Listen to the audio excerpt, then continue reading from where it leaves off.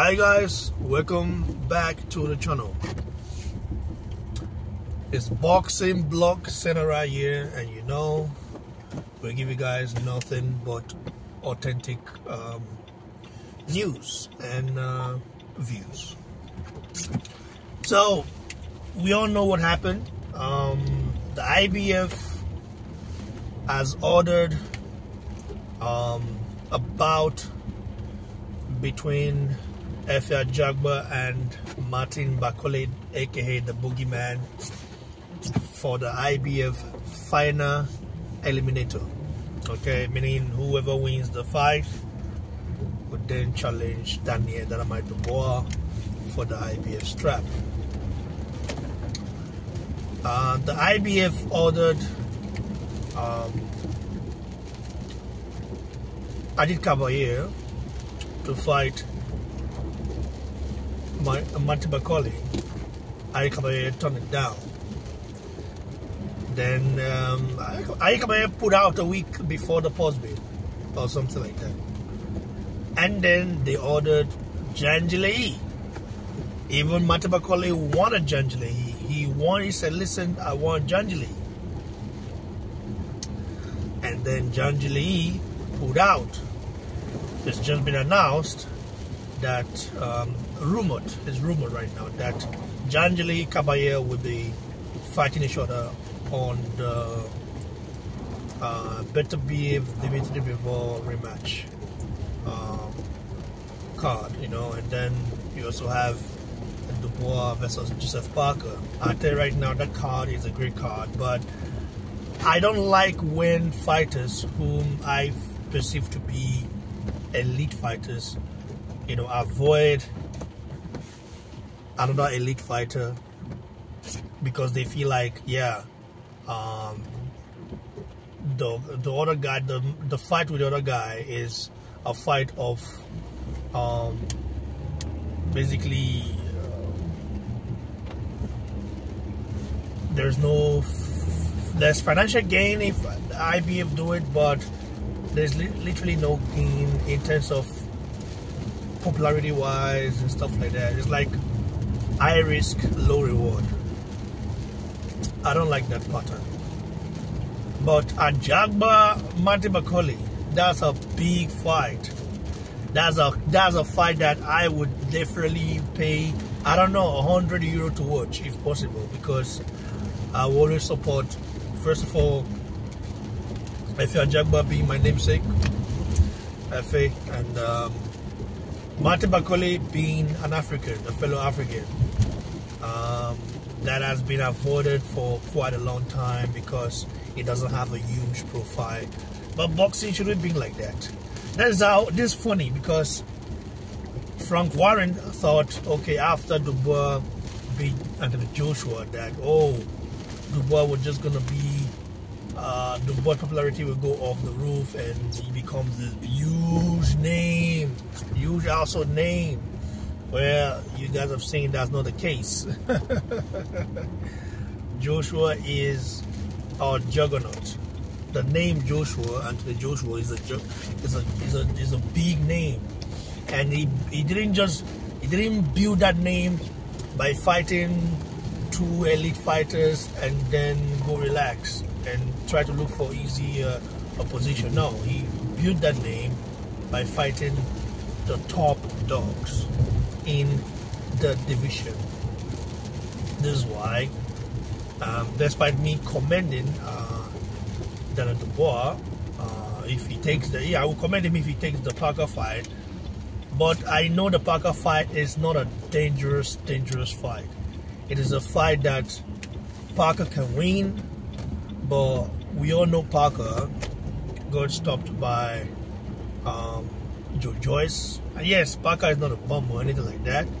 Even Dubois himself got stopped by Joe Joyce. Joe Joyce actually should be the boogeyman right now, but the Zhang loss, after the Zhang loss, people just kind of like, people are not giving him his due credit, which is sad, but I cannot understand why they do that, because Joe Joyce was a threat, like, to a lot of these guys. And once the Zhang fight happened, they just say, okay, now, oh, I'm going to avoid this guy now. Finish. That's what happened. Before that, they didn't want to fight him. And Martin Bakole is in a similar position right now. If Martin Bakole, I think he's in a more worse situation because Martin Bakole doesn't have the name. At least Jojo has the followers, you know. He has Great Britain behind him. He also has Nigerian, you know, population behind him as well. A lot of Nigerians know Jojo, for sure. Not as much as they know Joshua though, because Jojo is like a household name in Nigeria. But Jojo is kind of up there, you know, he's up there. So yeah, when you look at all the things, it just makes me like shake my head a little bit. But then Ajagba has accepted the fight, saying let's go. Funny thing is that Ajagba is signed to Top Rank and also managed by J Prince. Martin Bakole demolished Jerry Anderson, who is also signed to J Prince and promoted by Top Rank. So in other words, it's basically in other words, it's basically like this might be a back-to-back victory for Martin Bakole. But the problem right now is that Ajagba is not Jerry Anderson. Jerry Anderson might look better in the eyes, you know, because it's more, it's like the way he fights, you know, it's more appealing like that. Ajagba has got a hammer in his hand. Ajagba's last performances might not have been the best, but if you want to see the best of Ajagba, and you want to know how tough Ajagba is, go watch the fight against him and with him and Ali Eren Demirezin. That's another Olympian that have been avoided. I think they're a Turkish heavyweight. Ali Eren Demirezin and Ajagba went toe to toe. Ali Eren Demirezin is built like Martin Bakole, and he's very durable. When Ajagba went toe to toe with that guy, it was war, you know, and Ajagba came out victorious. He threw so many punches. Ajagba still got it, man. I just wish he was a little bit more active. I don't know what's going on right now, you know. I thought him moving to Top Rank would make him more active and stuff like that, but it looks like that's not the case. I don't know if it's injury, probably so, or it's just lack of date that coincides with a schedule. Basically, you know, fighters have the time they want to fight. You know, they tend to make their own schedule, basically. So yeah, I know this fight, I'm gonna be supporting Ajagba for the victory. However, I know that Martin Bakole, this Celestial kid I've said right here, is the boogeyman right now. If Ajagba beats the boogeyman, Ajagba becomes the... Do you know how crazy that would be? Ajagba used to be the most feared heavyweight on the planet. Ajagba made a guy walk out of the ring without throwing a punch because the guy was terrified. Of course, the guy said, "Yeah, the PBC didn't pay him well." That's a lie, because we know that even at the weigh-in, I think his siblings or his relative told him, "Please don't hurt my brother," or something. I don't know if his sibling or girlfriend, I don't know who was that, but he said, "Don't hurt my brother, or don't hurt my man." Ajagba said, "Don't worry, I will take it easy on him." But then the guy, out of fear, walked out of the ring. That is in the name of Curtis Harper. I think you guys remember the guy. Ajagba, he had a reputation of like a monster, but I know Ajagba will do the job. I hope he does the job. With his current coach, K. Koroma, I don't know what tactics they're going to implement, but they should not make the mistake of making Ajagba fight like Anderson did. Ajagba shouldn't fight like the way Anderson did. Ajagba is stronger than Anderson. I think he has better chin than Anderson. Because Ajagba had been dropped, but he's always gotten back up and fight.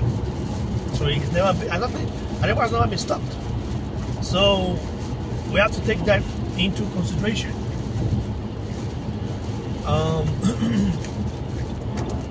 I believe if Ajagba was signed to ADN, for example, let's say promoted by ADN and managed by J Prince,